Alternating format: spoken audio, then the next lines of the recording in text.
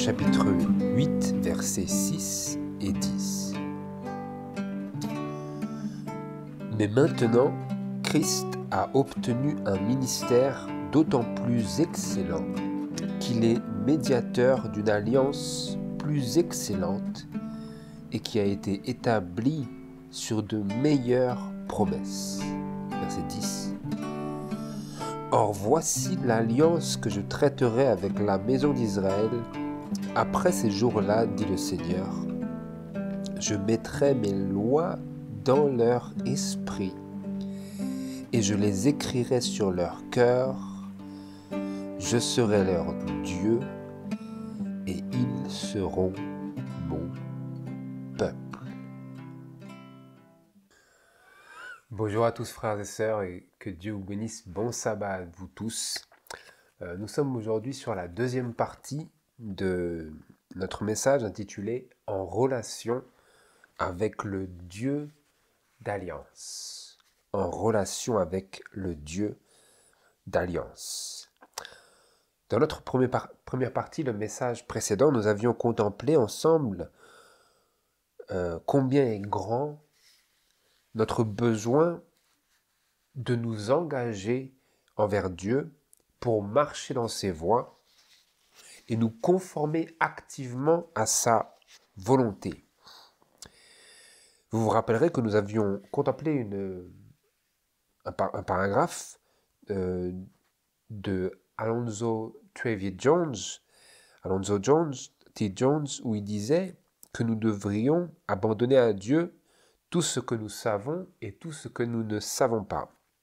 Nous avions contemplé, sabbat dernier, la nécessité de réfléchir aux choses que nous connaissons afin d'être bel et bien sûr de les abandonner à Dieu.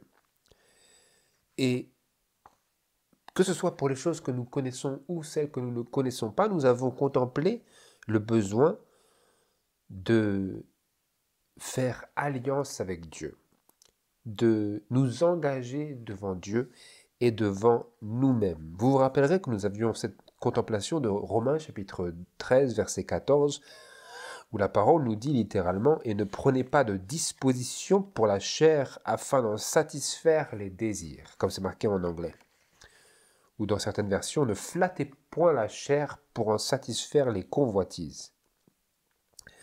Nous avons compris que ne pas flatter la chair, cela veut dire précisément cela, ne pas faire des dispositions pour satisfaire ses désirs. Ne pas prendre de dispositions pour satisfaire les désirs de la chair. Nous avions compris que pour nous prémunir contre, nous devrions abandonner à Dieu tant ce que nous connaissons que ce que nous ne connaissons pas et qui ne nous vient pas à l'esprit, à savoir nous devrions faire alliance avec Dieu et avec nous-mêmes, comme d'ailleurs Job nous en avait donné une certaine illustration lorsqu'il disait, dans Job chapitre 31 verset 1, « J'avais fait un accord avec mes yeux, et comment regarderais-je une vierge ?» Et en lien avec cela, vous vous rappellerez que nous avions contemplé les paroles de Jésus dans Matthieu chapitre 5 verset 28 à 30, où Jésus nous donnait cette fameuse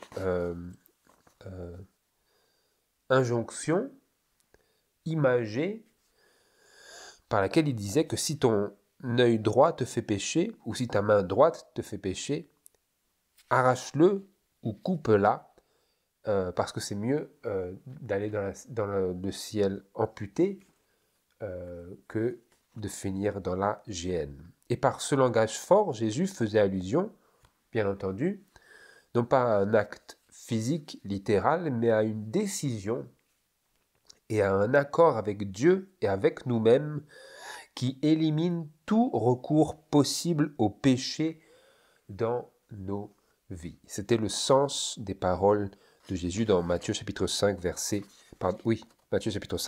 28. Et à la lumière et en lien avec tout ce que nous avions vu sabbat dernier sur la nécessité de faire alliance avec Dieu, de la manière dont nous l'avions médité dans 2 Rois chapitre 23, comme le roi Josias ainsi que le peuple de Jérusalem nous en avait donné un exemple. En lien avec tout cela, nous voulons maintenant contempler comment Christ rentre dans ce tableau. Parce que je sais pertinemment que en prêchant cela, si ce n'est que cela que je prêche, si ce n'est que cela que nous présentons, nous sommes directement en proie à faire cela de nos propres forces, et c'est précisément exactement cela que nous ferons par nature. De chercher à faire cela de nos propres forces, c'est la conséquence naturelle d'un tel engagement de nous-mêmes. Dans notre esprit, semble-t-il, devant Dieu, mais pas réellement devant Dieu en tout et pour tout. La conséquence naturelle de cela, de faire cela sans un lien avec Christ, sans que Christ soit dans le tableau, c'est que cela n'aboutit qu'à une religion légaliste, froide et dictatorielle, oui, c'est ça. Une religion qui termine en dictature où nous nous imposons des choses que nous ne pouvons pas réellement accomplir, et le plus fort et le plus dangereux, le plus dangereux, c'est que nous finissons par devenir une dictature envers les autres en cherchant à leur faire accomplir des choses que nous ne leur avons pas fournies ou présenté la force pour accomplir, la seule force par laquelle ils peuvent réellement tenir leur engagement. Et donc, sans plus tarder, aujourd'hui, nous voulons considérer que pour comprendre réellement toute cette activité-là, d'être ainsi en relation active avec le Dieu d'alliance, il est indispensable, frères et sœurs, que nous définissions sur la base de quelles promesses nos alliances et nos engagements peuvent seulement avoir le moindre mérite et la moindre efficacité. Parce qu'il s'agit vraiment de cela. La question est de connaître quelle est l'efficacité réelle de mes engagements. Eh bien, s'ils ne sont pas en Christ, déclarés en Christ, et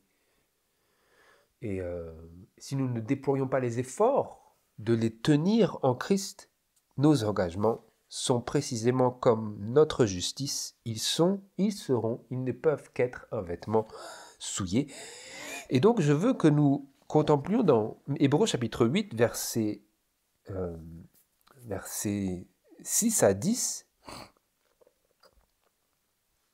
où Christ ici nous est montré comme étant le médiateur d'une alliance plus excellente. À savoir plus excellente que l'alliance que Dieu avait traitée avec les enfants d'Israël, qui était l'alliance de leur promesse. Contemplez avec moi ici dans Hébreux chapitre 8, verset 6, nous lisons d'abord le passage biblique, et ensuite nous pencherons sur les déclarations de l'esprit de prophétie. Je lis, Hébreux chapitre 8, verset 6. Mais maintenant, Christ a obtenu, juste avant il y avait marqué que tout souverain sacrificateur est établi pour offrir des dons et des sacrifices, etc. Et il était question de la première alliance, car s'il était sur la terre, il ne serait même pas sacrificateur, puisqu'il y a des sacrificateurs qui offrent les dons selon la loi, etc., qui rendent un culte, image et ombre des choses célestes selon l'ordre divin qui fut donné à Moïse, lui instruisant de construire le tabernacle. Mais verset 6, mais maintenant Christ a obtenu un ministère d'autant plus excellent qu'il est médiateur d'une alliance plus excellente et qui a été établie sur de meilleures promesses. Verset 7, en effet, si la première alliance avait été sans défaut, il n'y aurait pas eu lieu d'en établir une seconde. Écoutez bien maintenant. De quoi parle-t-il?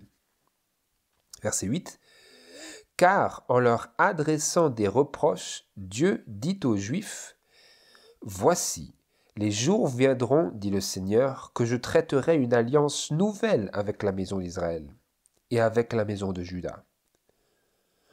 Non une alliance comme celle que je fis avec leur père, au jour où, les prenant par la main, je les tirai du pays d'Égypte, car ils n'ont pas persévéré dans mon alliance, et je les ai abandonnés, dit le Seigneur. Verset 10. Or voici l'alliance que je traiterai avec la maison d'Israël après ces jours-là, dit le Seigneur.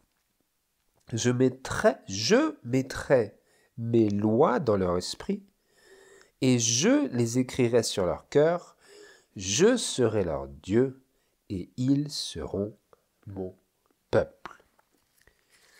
Pour poursuivre cette pensée, nous lisons dans Hébreux chapitre 10, versets 16 à 23, la continuité logique et biblique de cette nouvelle alliance dont Jésus a été fait le médiateur. Hébreux chapitre 10, verset 16.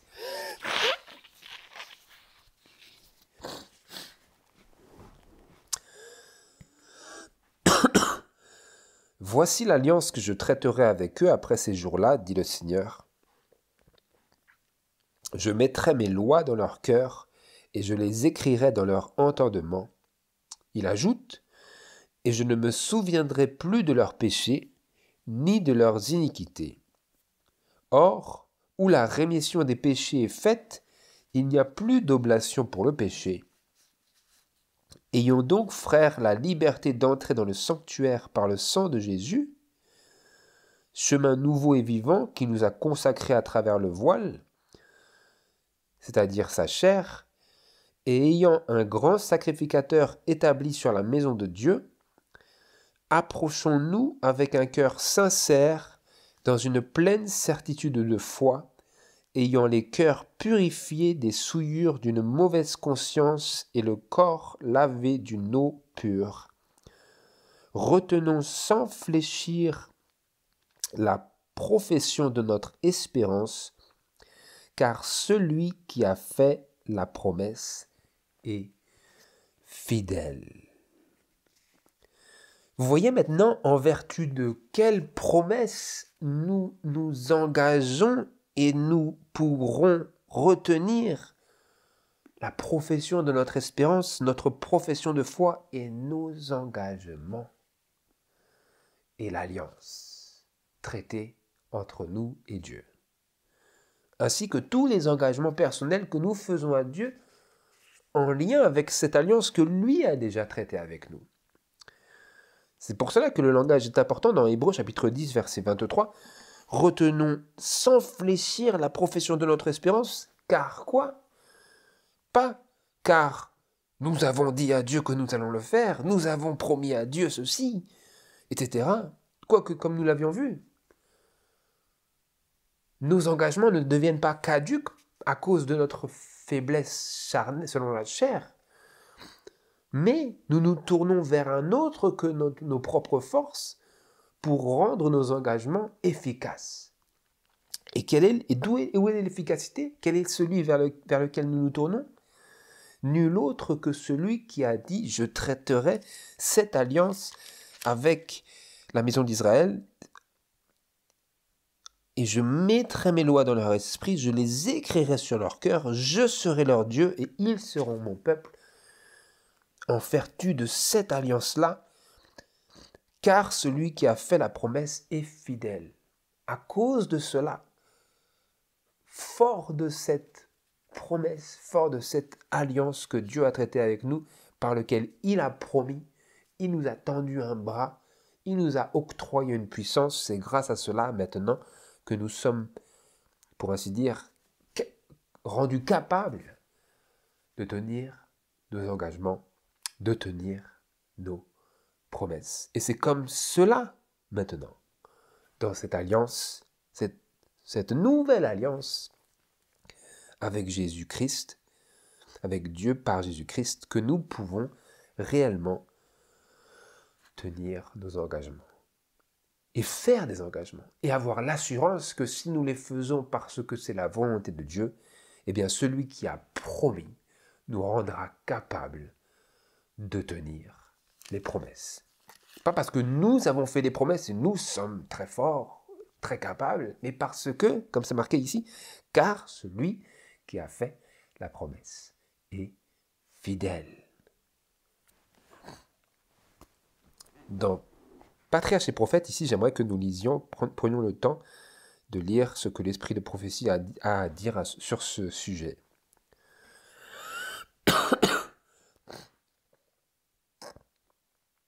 Dans Patriarches et prophètes, à la page 348 et au paragraphe 1, il est écrit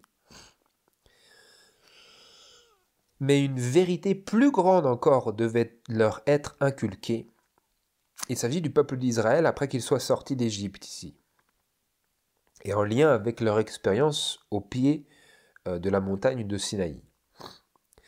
Ayant vécu au milieu de l'idolâtrie et de la dépravation morale, ils ne se faisaient une juste idée ni de la sainteté de Dieu, ni de la profonde perversité de leur cœur et de leur complète incapacité d'obéir par eux-mêmes à la loi de Dieu, et par conséquent de la nécessité d'un sauveur. Il leur fallait apprendre tout cela. Que devait-il apprendre? Et que devons-nous apprendre? Nous devons nous faire une juste idée de la sainteté de Dieu et de la profonde perversité de nos cœurs et de notre complète et parfaite incapacité à obéir par nous-mêmes à la loi de Dieu et par conséquent de la nécessité, notre besoin d'un sauveur. C'était ce qu'ils avaient besoin d'apprendre. Il leur fallait apprendre tout cela, comme c'est écrit.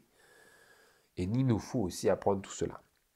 Et comment est-ce que Dieu a vu juste de leur enseigner, inculquer tout cela? Je le lis par la suite. Dieu les amena au Sinaï, où il leur révéla sa gloire, leur donna sa loi et leur promit de grands bienfaits en retour de leur obéissance. 2 points. Si vous obéissez à ma voix et si vous gardez mon alliance, vous me serez un royaume de sacrificateurs et une nation sainte. Ne comprenant pas la dépravation de leur cœur, et ignorant qu'en dehors de Christ, il leur était impossible d'observer la loi de Dieu, le peuple entra sans hésiter dans une alliance avec Dieu. Se sentant capables d'établir leur propre justice, ils déclarèrent « Nous ferons tout ce que l'Éternel a dit et nous obéirons. » Vous voyez quelle était cette première alliance? Elle était basée sur leurs promesses. Comme c'est marqué ici, nous sommes en train de lire l'inspiration, le témoignage de Jésus, et il nous est déclaré très clairement, sans aucune équivoque, qu'ils ne comprenaient pas la dépravation de leur cœur, et ils ignoraient qu'en dehors de Christ, il leur était impossible d'observer la loi, et ils entrèrent sans hésiter dans une alliance avec Dieu, ignorant tout cela, et excluant tout cela de leur plan d'action dans la promesse qu'ils firent à Dieu. Vous comprenez? Telle est la première alliance. Je lis. Quelques semaines s'étaient à peine écoulées depuis cette scène de majesté et de terreur où ils avaient en tremblant entendu proclamer la loi de Dieu, que, rompant leur alliance avec Dieu, ils se prosternaient devant une image de métal, c'est-à-dire devant cette fameuse idole. Ils ne pouvaient, donc désormais qu'ils avaient péché, ils avaient violé leur propre contrat avec Dieu, cette alliance qu'ils s'étaient engagés de tenir, dès lors qu'ils avaient réalisé cela, Dieu ne pouvait accomplir aucune des promesses qu'il leur avait faites sur la condition de leur fidélité à cette alliance parce qu'ils avaient brisé cette alliance. Vous comprenez? Dieu leur avait fourni une alliance qu'ils savaient pertinemment qu'ils ne pourraient pas, à laquelle ils savaient pertinemment qu'ils ne pourraient rester fidèles, afin de leur inculquer, comme nous l'avions vu juste avant,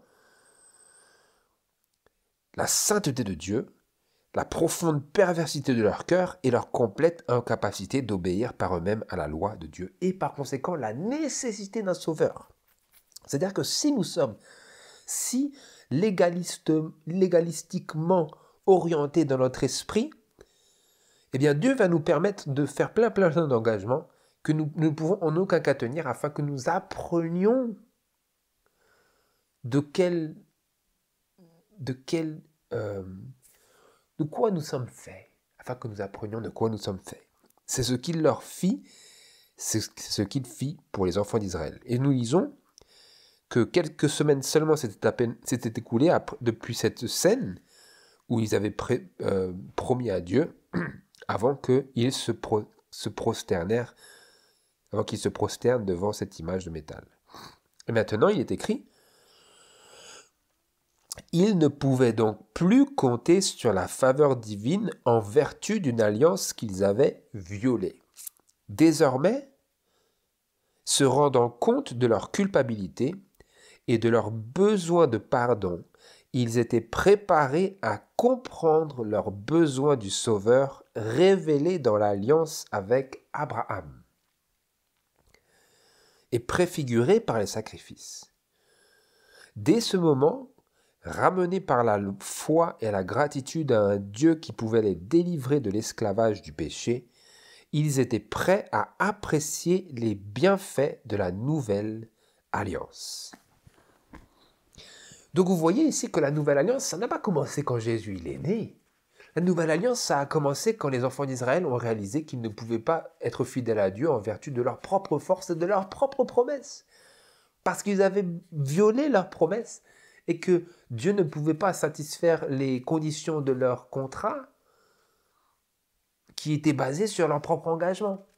Vous comprenez? C'est pour ça qu'il est marqué dans Hébreux chapitre 8, verset 10 au chapitre 10 aussi, que c'est ça l'alliance qui traiterait avec les enfants d'Israël. Pas juste plus tard, des siècles plus tard, mais qu'il a traité juste là.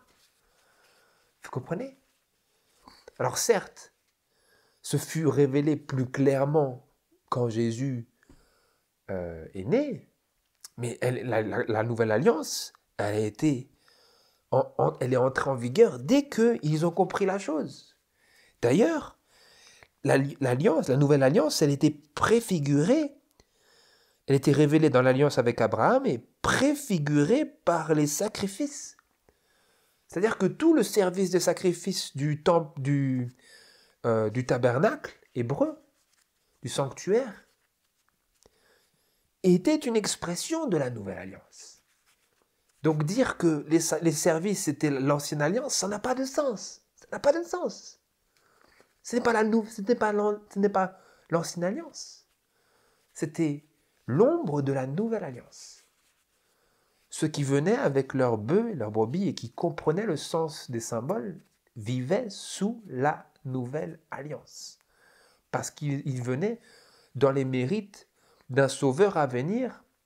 Et ceux qui ont vécu après l'incarnation et le sacrifice et la résurrection de Jésus venaient à Dieu dans les mérites d'un sauveur qui était venu.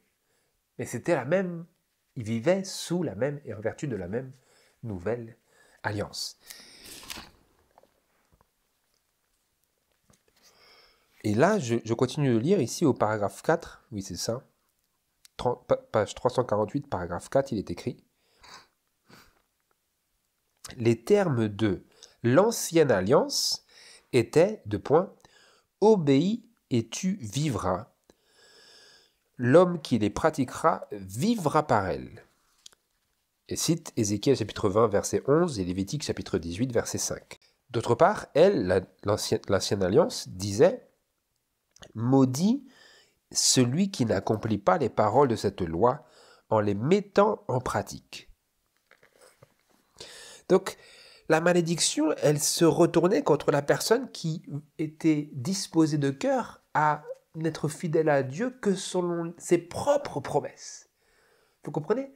C'était là que l'ancienne alliance, elle jetait son regard cruel et sans merci. C'était sur la personne qui était disposé et pensait et était en relation avec Dieu seulement sur la force de ses propres engagements, de ses propres promesses, n'était pas en connexion étroite avec le Dieu d'alliance, le Dieu de promesses, mais qui se basait sur ses propres promesses, ses propres efforts. C'est contre ces personnes-là que, à travers l'Ancien Testament, la malédiction était prononcée. Vous comprenez? Je continue. La nouvelle alliance, en revanche, a été établie sur de meilleures promesses, à savoir la promesse du pardon des péchés et celle du don de la grâce de Dieu qui renouvelle le cœur et le met en harmonie avec les principes de la loi de Dieu. Rappelez-vous, cette promesse avait déjà été proclamée et présentée et traitée avec Abraham.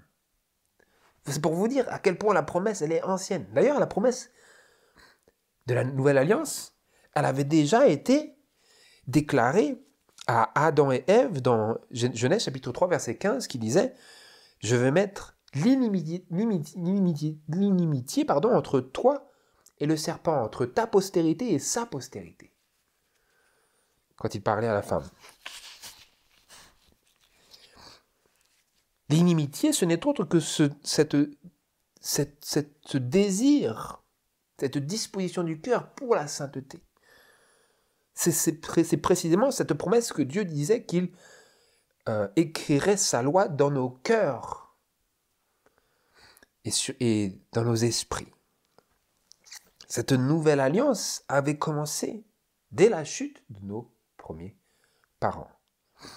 Mais Dieu avait, afin d'inculquer au peuple leur besoin d'un sauveur, il leur a donné cette alliance qui était fondée sur leurs engagements, qu'ils savaient pertinemment qu'ils ne pouvaient pas tenir, mais il avait besoin de leur inculquer leur profonde incapacité et aussi de nous inculquer à nous notre profonde incapacité à obéir à la loi sainte de Dieu. Vous comprenez maintenant l'ancienne, la nouvelle alliance? Et est-ce que cela donne du sens à tout ce que nous avons vu dans la première partie? Ou est-ce que nous avions pensé, précisément comme ces hommes ont pensé à travers les siècles qui étaient sous l'ancienne alliance, à cause de leur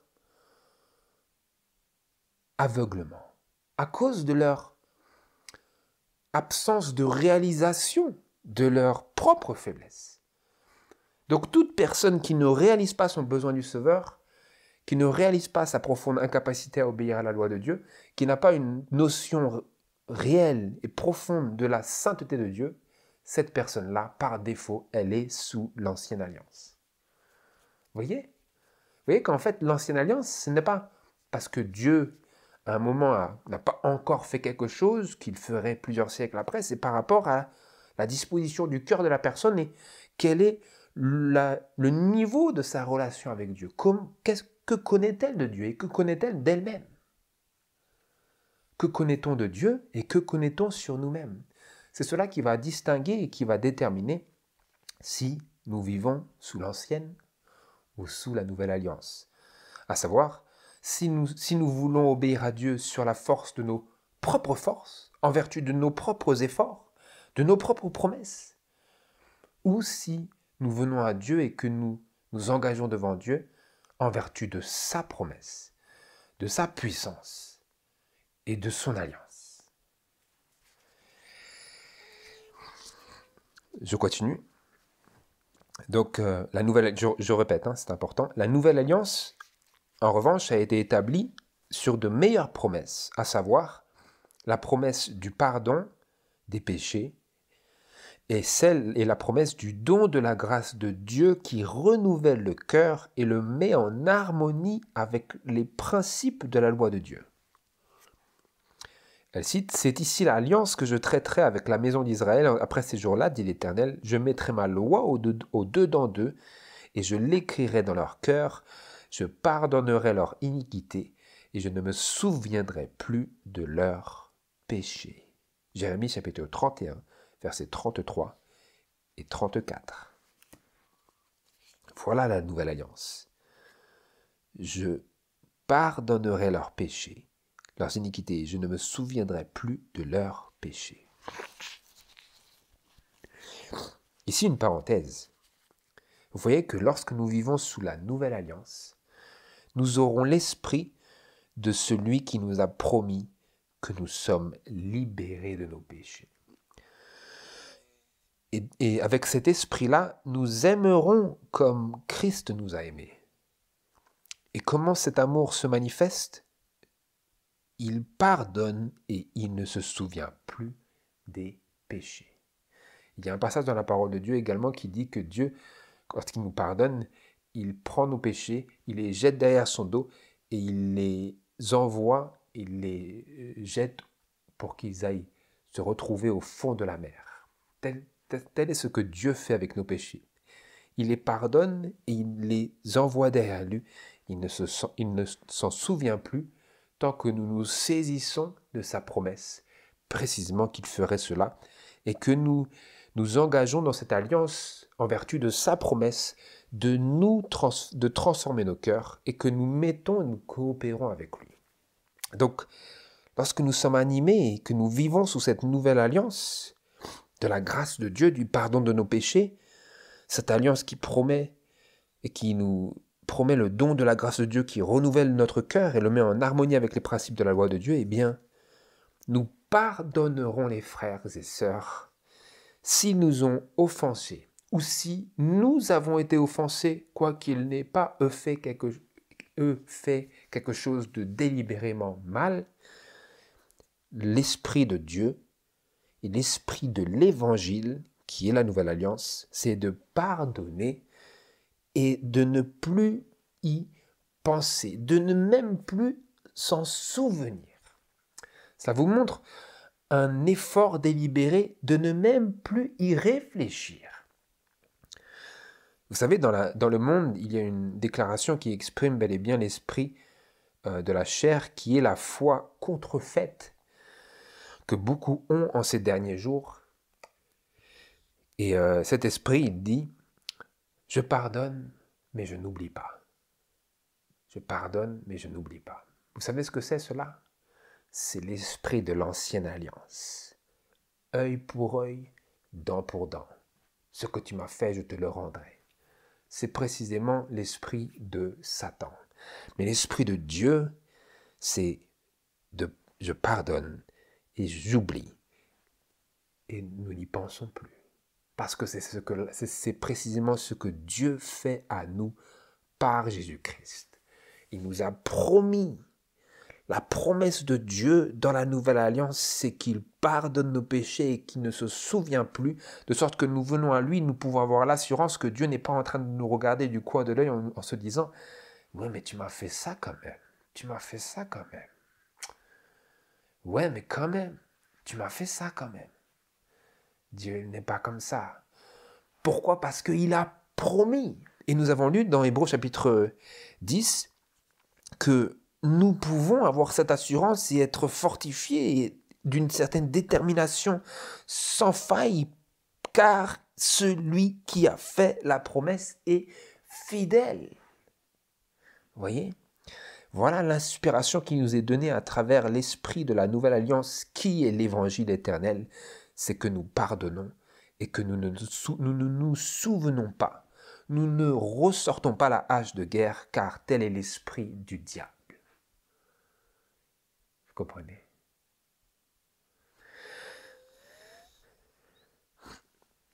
J'aimerais que nous poursuivions ici par la grâce de Dieu. Je sais que ça prend énormément de temps de présenter l'évangile, frères et sœurs. Je vous promets, ça prend du temps. Essayez-le. Ça prend beaucoup de temps. Si nous présentons la loi, ça ne prend pas tant de temps que ça, parce que nous pouvons présenter la loi sur la force de nos propres inspirations légalistes. Mais présenter l'évangile, ça prend du temps, frères et sœurs, parce qu'il faut se sonder soi-même. Et ça, c'est toute une psychologie divine et céleste et biblique qui va dans plein de recoins de notre esprit et qui fait ressortir plein de squelettes, mais qui également fait jaillir plein de lumière de la gloire de Dieu. Et donc, j'ai marqué ici, en résumé de ce que nous avions vu, dans Patriarches et Prophètes et dans Hébreux chapitre 8 et chapitre 10, c'est donc sur la base de sa fidélité que nous nous engageons devant Dieu et en vertu de ses mérites et de ses victoires. Voilà sur quelle base nous nous engageons devant Dieu. Voilà quel est le sens que je désirais donner à notre méditation précédente, la première partie, dans laquelle j'ai exhorté par la parole de Dieu, et nous avons réfléchi à notre besoin de nous engager devant Dieu, de promettre à Dieu, de nous exclure certaines possibilités. Tout ceci, nous ne pouvons le faire que par la vertu et en vertu et par la puissance de celui qui a promis, car il est fidèle. Et tout cela, nous ne pouvons le réaliser que lorsque nous traversons une expérience personnelle, comme les enfants d'Israël traversèrent eux-mêmes une expérience personnelle, quoique aussi commune, à travers laquelle ils ont réalisé que voilà, nos promesses, non seulement on ne les a pas tenues, mais on ne pourra jamais les tenir. On sera toujours idolâtre comme cela. Ils ont réalisé cela dans leur propre expérience. Et nous aussi, Dieu nous permet, et Dieu nous appelle, comme c'est écrit dans une déclaration précise de l'esprit de prophétie, Dieu nous appelle également à promettre à Dieu, afin que nous réalisions, non pas parce que une fois que nous avons échoué, notre promesse devient caduque, mais pour que ensuite, lorsque nous voyons que nos propres promesses sont comme des cordes de sable, pour qu'ensuite nous placions plus entièrement notre confiance en Dieu. C'est ça l'objectif de Dieu, lorsqu'il nous appelle à nous engager devant lui, et à faire toutes ces choses que nous avions méditées à travers tous ces passages bibliques. J'aimerais lire la citation suivante qui se trouve dans Conquérant Pacifique, à la page 475 et paragraphe 5. L'obéissance de l'homme ne peut être rendue parfaite que par l'encens de la justice de Christ qui imprègne d'un parfum divin chaque acte d'obéissance. Qu'est-ce que c'est? L'obéissance de l'homme ne peut être rendue parfaite que par l'encens de la justice de Christ. Que fait cet encens?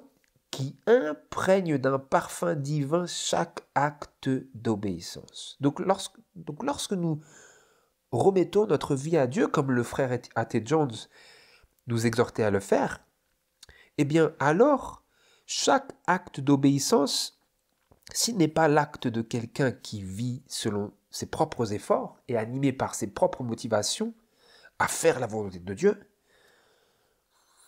mais ne réalisant pas son incapacité à vraiment lui obéir, mais si nous sommes animés par un esprit où nous remettons à Dieu chaque instant, chaque moment, chaque journée, chaque décision, chaque résolution, eh bien chaque acte est maintenant imprégné d'un parfum divin.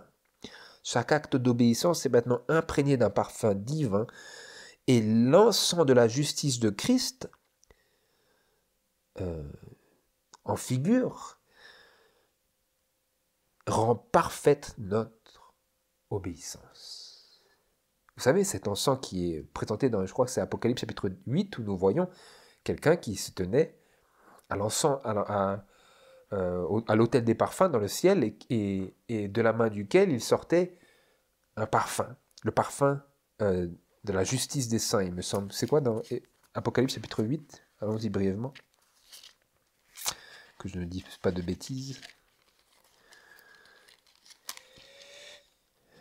Apocalypse chapitre 8, verset 3. Et il vint un autre ange qui se tint près de l'autel, ayant un encensoir d'or, et on lui donna beaucoup de parfums pour les offrir avec les prières de tous les saints sur l'autel d'or qui est devant le trône, et la fumée des parfums avec les prières des saints monta de la main de l'ange devant Dieu. Oui, l'ange. Quel ange? Michael. Tel est l'ange. Parce qu'il n'y a que la justice de Christ qui peut rendre parfaite notre obéissance. Je le lis, l'obéissance de l'homme ne peut être rendue parfaite que par l'encens de la justice de Christ. Donc cet ange ne peut être que Jésus-Christ. Il reçoit nos prières et il reçoit également nos actes d'obéissance et il les fait monter à Dieu comme un parfum d'agréable odeur. Et donc notre esprit, dans ce que nous faisons, nos agissements, nos engagements, nos promesses devraient être en concordance, en harmonie avec cette vision qui nous présente non pas nous-mêmes, mais Christ qui présente nos prières et notre obéissance à Dieu, et qui seul peut la rendre agréable. Et donc c'est par le canal de la vie de Jésus-Christ et de ses mérites que nous présentons à Dieu notre offrande. Et elle ne peut être agréable à Dieu que par le moyen et le canal de Jésus. Vous voyez un peu? Et ça nous permet de bien calibrer nos pensées et notre détermination et nos engagements à Dieu. Ça nous permet de dire, de réaliser en nous-mêmes. Voilà Seigneur, j'ai envie de faire cela, mais dès le début, je sais très bien, moi je ne peux pas le faire. Ça va directement, ça va échouer. Et donc ça nous permet de réfléchir, Seigneur. J'ai envie de le faire, mais moi, selon moi-même, ça va échouer. Et donc nous réfléchissons à la réalité spirituelle et réelle de Christ qui nous a été présentée dans la parole de Dieu. Maintenant, j'aimerais, frères et sœurs, surenchérir sur tout cela en lisant la déclaration suivante qui se trouve dans Ministère de la guérison, à la page 147 et au paragraphe 6, qui est lié avec le pouvoir de la volonté. Nous en avons déjà parlé dans une certaine mesure, mais j'aimerais maintenant que nous en parlions en le lisant plutôt qu'en m'écoutant, pour que ça devienne vraiment un fondement intelligent pour notre foi. Que lorsque nous traversons nos expériences personnelles, nous puissions nous être renvoyés par l'Esprit de Dieu vers ce que nous avons lu dans le témoignage de Jésus, qui nous déclare pertinemment la valeur et le pouvoir de notre faculté de décision. Je le lis ici dans Ministère de la guérison, page 147. Entraînés par la force de la tentation et la passion, beaucoup s'écrient, désespérés, « Il m'est impossible de résister au mal. » Il m'est impossible de résister au mal. Dites à ces personnes qu'ils peuvent, qu'ils doivent résister. Dites à ces personnes qu'ils peuvent, qu'ils doivent résister. Pas simplement qu'ils doivent, mais qu'ils peuvent. Mais comment peuvent-ils? Je le lis ici. Peut-être ont-ils été maintes fois vaincus, mais il ne faut pas nécessairement qu'ils le soient toujours. Moralement faibles, asservis aux habitudes d'une vie de péché, leurs promesses, leurs résolutions sont comme des cordes de sable. Comme nous l'avions vu la dernière fois. Comme des cordes de sable. Vos promesses, elles disparaissent dans vos mains, pour ainsi dire. Quand vous échouez, vos promesses semblent vous échapper. Vous vous dites, c'est la fin. Vous vous dites peut-être comme ces personnes-là, qu'elle mentionne, il m'est impossible de résister au mal. J'ai promis toutes ces choses, je me suis résolu à faire ces choses et voilà, ça n'a pas abouti. Eh bien, sommes-nous destinés à toujours être vaincus? Comme je le lisais, il ne faut pas nécessairement qu'il le soit toujours. Je continue. Le souvenir de leurs promesses non tenues, de leurs engagements rompus, affaiblit leur confiance en leur sincérité et leur fait croire que Dieu ne peut ni les accepter, ni leur venir en aide, mais il ne faut pas qu'ils désespèrent. Il ne faut pas qu'ils désespèrent. En quoi peuvent-ils donc espérer? Je le lis. Ceux qui se confient en Christ ne doivent être asservis à aucune habitude ni à aucune tendance mauvaise, héréditaire ou acquise. C'est-à-dire, ils ne sont pas nécessairement destinés à être tout le temps asservis comme cela. Ils ne devraient pas. Mais comment ne peuvent-ils pas? Ou je devrais dire, comment peuvent-ils ne pas être asservis? Je le lis. Au lieu d'être soumis à leurs bas instincts, ils doivent dominer chaque passion et chaque appétit. Dieu ne nous a pas laissé lutter contre le mal dans nos propres forces.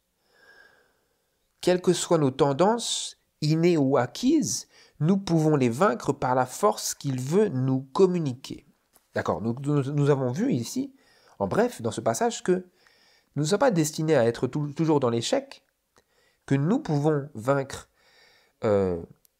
ces bas instincts, ces passions et ces appétits, par la force que Dieu veut nous communiquer. Alors maintenant, quelle est la force et comment cette force-là vient en ligne de mire et peut-elle entrer en action dans notre vie de telle sorte que, bel et bien, nous pouvons sortir du cercle vicieux de nos échecs par lesquels nos promesses et nos résolutions nous paraissent comme des cordes de sable. Je le lis ici dans Ministère de la guérison à la page 148 et au paragraphe 2.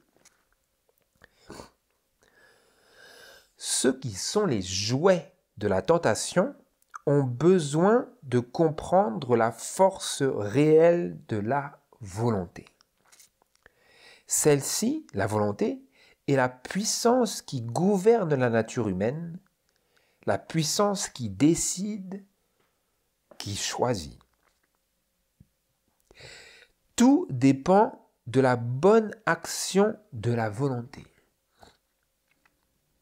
Le désir d'être bon, pur et légitime en lui-même.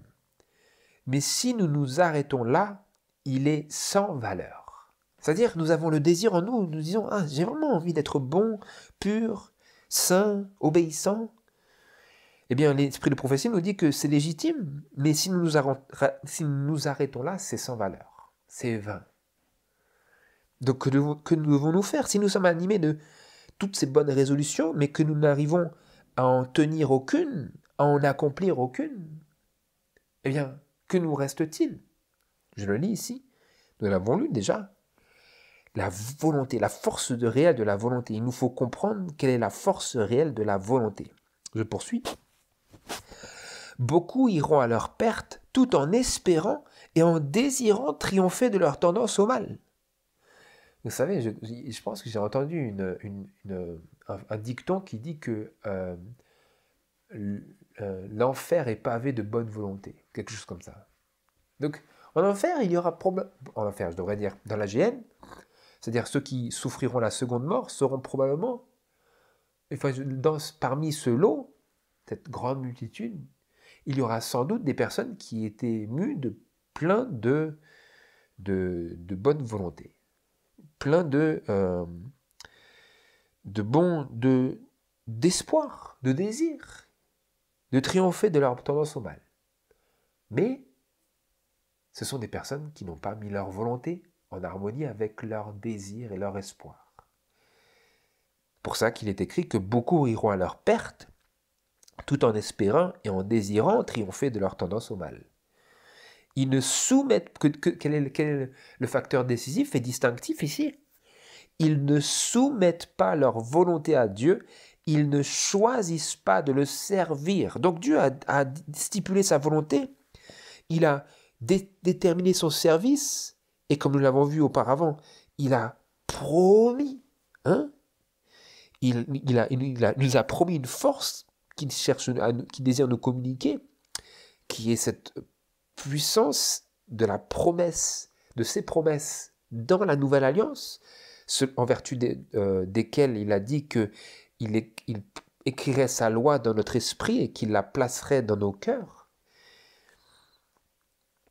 Et donc, maintenant, ce qu'il nous faut faire, c'est choisir de le servir et, je reviens, soumettre notre volonté à Dieu. Je continue. Dieu nous a donné la faculté de choisir et c'est à nous de l'exercer. Donc nous avons une faculté que nul ne peut exercer si ce n'est nous-mêmes. Dieu même ne peut pas exercer notre faculté de choisir à notre place. Quoi qu'il ait mis à notre disposition la puissance d'une vie victorieuse en Jésus-Christ, il ne peut pas choisir à notre place. Il n'est pas en notre pouvoir de changer nos cœurs, ni de dominer nos pensées, nos impulsions et nos affections. Nous ne pouvons nous purifier et nous rendre dignes de servir Dieu. Donc toutes ces choses, nous ne pouvons pas les faire. Seul Dieu peut les faire. Seul Dieu peut changer nos cœurs, peut dominer nos pensées, nos impulsions, nos affections. Nous purifier et nous rendre dignes de servir Dieu en Jésus-Christ. Donc nous ne pouvons faire toutes ces choses-là, mais il nous est possible de choisir de servir Dieu et de lui donner notre volonté. Alors il produira en nous le vouloir et le faire selon son bon plaisir, et toute notre nature sera placée sous le contrôle de Christ. Une transformation totale peut être opérée dans notre vie par le juste exercice de la volonté. En soumettant cette dernière à Christ, nous nous allions à la puissance divine. Nous recevons d'en haut la force de tenir ferme. Une vie noble et pure qui triomphe des désirs et des passions est rendue possible à quiconque veut unir sa volonté faible et chancelante à la volonté divine, toute puissante et inébranlable. Voilà la vie noble et pure qui s'offre à nous si nous voulons et que nous acceptons d'unir notre volonté faible et chancelante à la volonté de Dieu, toute puissante et inébranlable. Vous voyez donc ce qui nous est proposé, nous recevons d'en haut la force de tenir ferme lorsque nous exerçons dans la bonne direction notre volonté. Et nul ne peut l'exercer à notre place. Mais la volonté est comme le gouvernail.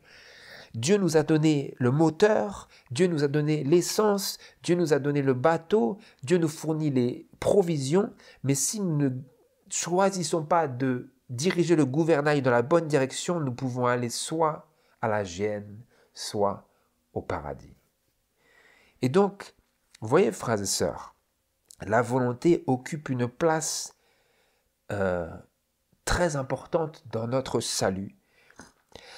Elle ne nous rend pas méritoire, elle ne rend pas notre salut méritoire, elle ne fait pas que nous arrivons au ciel en vertu de nos propres forces et de nos propres mérites, mais même les mérites de Jésus-Christ et même les promesses de Dieu ne peuvent accomplir ce que la volonté peut accomplir. Notre volonté exercée dans la bonne direction peut accomplir dans notre vie. Comme je l'ai lu ici, une transformation totale peut être opérée dans notre vie par le juste exercice de la volonté. Et pour mettre les choses bien en perspective, nous lisions juste avant, nous ne pouvons nous purifier et nous rendre dignes de servir Dieu, mais il nous est possible de choisir de servir Dieu. Et lorsque nous mettons notre volonté du côté de la volonté de Dieu, eh bien notre volonté faible et chancelante est rendue toute puissante, comme nous l'avions lu, et inébranlable. Nous devenons, comme la parole de Dieu le suggère, participants de la nature divine. Quand? Lorsque nous mettons notre volonté du côté de la volonté de Dieu, lorsque nous abandonnons tout à Dieu, parce que nous avons abandonné tout à Dieu, et que notre volonté est placée en Dieu, littéralement, que nous n'avons fait aucun projet pour vivre selon notre propre chair, nos propres projets, nos propres ambitions, nos propres désirs, nos propres réflexions, nos propres raisonnements, eh bien notre volonté, quand elle est placée du côté de Dieu, notre volonté est rendue capable de faire ce que Dieu fait, et ce que seul Dieu peut faire, l'impossible.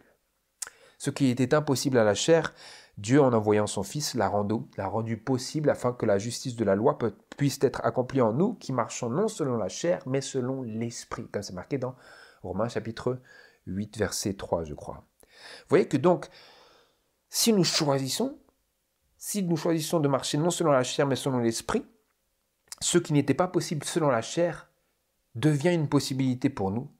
Et nous qui étions destinés à être perdus, nous avons la perspective d'être sauvés en Jésus-Christ si nous acceptons et que nous décidons de suivre l'exemple de Jésus, de marcher dans ses traces, de mettre comme je l'ai vu ici, si nous acceptons de lui donner notre volonté à Dieu, alors il produira en nous le vouloir et le faire selon son bon plaisir, et toute notre nature sera placée sous le contrôle de Christ.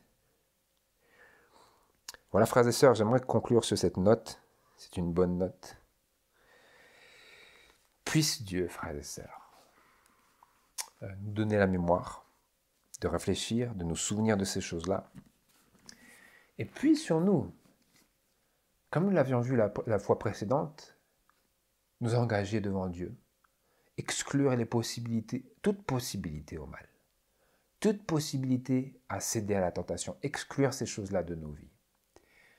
Et nous rappeler que nos engagements servent dans le plan de Dieu à nous révéler à nous-mêmes qui nous sommes, à nous révéler la vraie sainteté de Dieu, à nous révéler notre profonde incapacité d'obéir à cette loi de Dieu et à nous révéler notre besoin du Seigneur, du Sauveur, notre besoin d'un Sauveur et notre besoin du Seigneur, Jésus-Christ, pour tenir nos engagements. Car comme nous l'avions vu, nos engagements ne sont pas caducs parce que nous échouons, mais pour tenir nos engagements selon la volonté de Dieu, maintenant, nous nous tournons vers celui qui a promis. Et la dimension pratique et tangible de tout cela dont nous avons parlé, sur quoi nous avons réfléchi, c'est que il nous faut décider, il nous faut choisir de faire la volonté de Dieu plutôt que de faire notre volonté ou de faire la volonté de la chair. Et nous avons l'assurance que celui qui a promis est fidèle. Celui qui a promis de nous donner un cœur nouveau est fidèle pour faire cela. Et c'est donc en vertu de cette promesse, de cette assurance que Dieu, bel et bien, va nous rendre capables de faire les choses qui sont impossibles à notre nature humaine charnelle et pécheresse. En vertu de cette promesse, ensuite, nous allons et nous sommes appelés à choisir d'obéir à Dieu, choisir de faire sa volonté, et cela représentera toujours, dans une mesure ou dans une autre, selon nos dispositions personnelles et individuelles, cela représentera toujours une croix. Et c'est lorsque la croix se présente à nous que nous voulons également choisir d'obéir à Dieu et de ne pas écouter les clameurs, les appels, les désirs, les réclamations de notre chair, mais plutôt sacrifier ce à quoi nous étions par le passé identifiés et nous identifier à la volonté de Dieu. C'est ma prière, frères et sœurs, que Dieu vous bénisse, que Dieu nous encourage, nous fortifie et nous aide à vivre sous la nouvelle alliance. L'alliance sous laquelle Abraham déjà vivait il y a bien longtemps. De telle sorte que Dieu avait déclaré de lui qu'il était un homme intègre, fidèle au Seigneur, marchant dans toutes ses voies, gardant ses commandements et ses ordonnances. Puissions-nous également, comme lui, mais surtout comme Jésus, marcher ainsi. C'est ma prière. Que Dieu vous bénisse et que Dieu nous bénisse au nom de Jésus. Amen.